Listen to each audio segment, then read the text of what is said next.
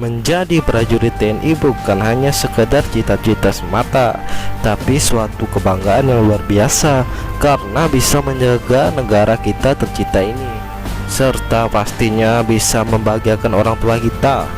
Tak jarang peminat untuk menjadi TNI juga banyak saat ini, jadi kalian harus bersaing bersama ribuan orang. Dan tak jarang juga saat seleksi banyak yang tidak lolos karena persiapannya kurang matang.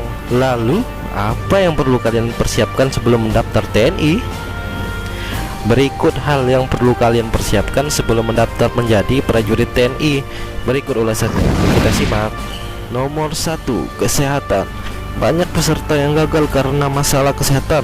Perlu diketahui bahwa syarat masuk Akademi TNI Bintara maupun Tamtama TNI adalah sehat jasmani dan rohani. Untuk masalah ini, rekrutmen TNI sangat ketat mengaturnya. Bahkan syarat gigi masuk TNI juga tidak boleh bolong atau bermasalah lainnya.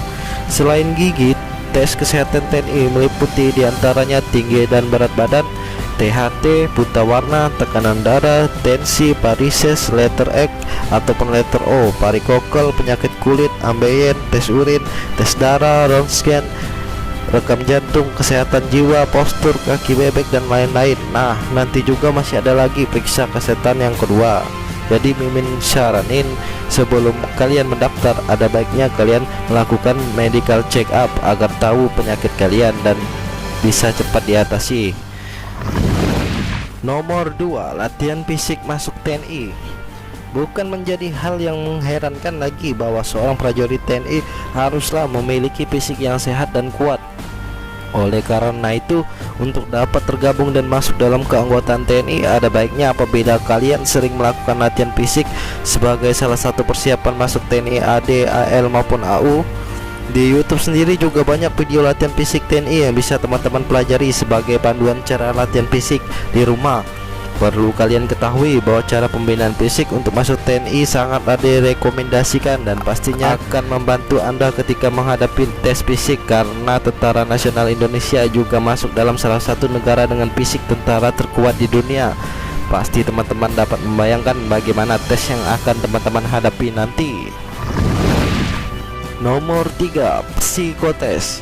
Hal ini juga merupakan hal yang harus teman-teman dunia kerja siapkan dan pastinya juga memerlukan latihan rutin, karena seseorang yang belum terbiasa dengan psikotes pasti akan kesulitan apabila menemui dan mengerjakan contoh soal psikotes cabang TNI AD, AL maupun AU.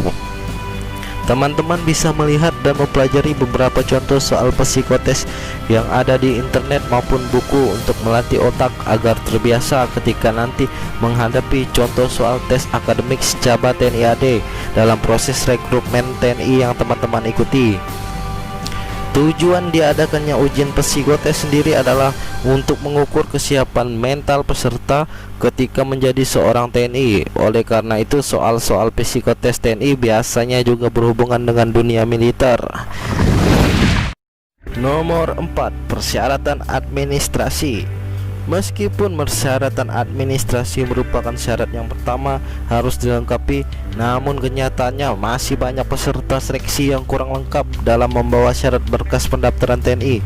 Padahal ketika syarat administrasi dirasa kurang lengkap, maka dapat dipastikan bahwa teman-teman tidak akan dapat mengikuti seleksi masuk TNI. Nomor 5, akademik. Pada tahapan akademik, peserta akan diuji secara tertulis dan lisan mengenai pengetahuan umum, matematika, bahasa Inggris, fisika, ekonomi, biologi, seperti materi yang dipelajari ketika sekolah menengah pertama maupun sekolah menengah atas. Hal ini bertujuan agar Indonesia memiliki prajurit keamanan negara yang bukan cuma kuat dalam fisik, namun juga dalam pengetahuan dan intelektual. Nomor 6, pantohir.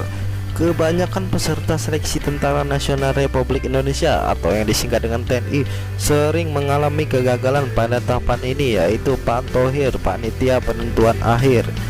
Proses tahapan pantohir terdiri dari 2 tahap, yaitu pantohirda, panitia penentuan akhir daerah, dan juga pantohirsat, panitia penentuan akhir pusat.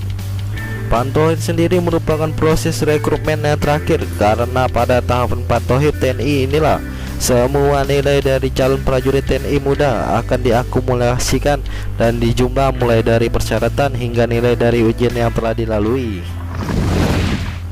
Nomor 7, mental. Untuk kalian yang serius dan bersungguh-sungguh dalam mengikuti tes masuk TNI, maka harus menyiapkan mental yang sangat kuat, baik ketika gagal maupun diterima. Pasti kalian semua bertanya-tanya, kenapa setelah diterima masih harus menyiapkan mental?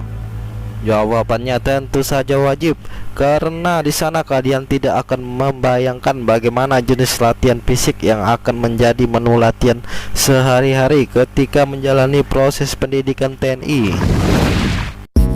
Demikianlah beberapa hal yang perlu kalian persiapkan untuk menjadi prajurit TNI. Perlu kalian ingat bahwa yang menentukan lulus atau tidak adalah diri kalian sendiri. Jadi bersungguh-sungguhlah dan jangan lupa berdoa. Semoga kalian sukses.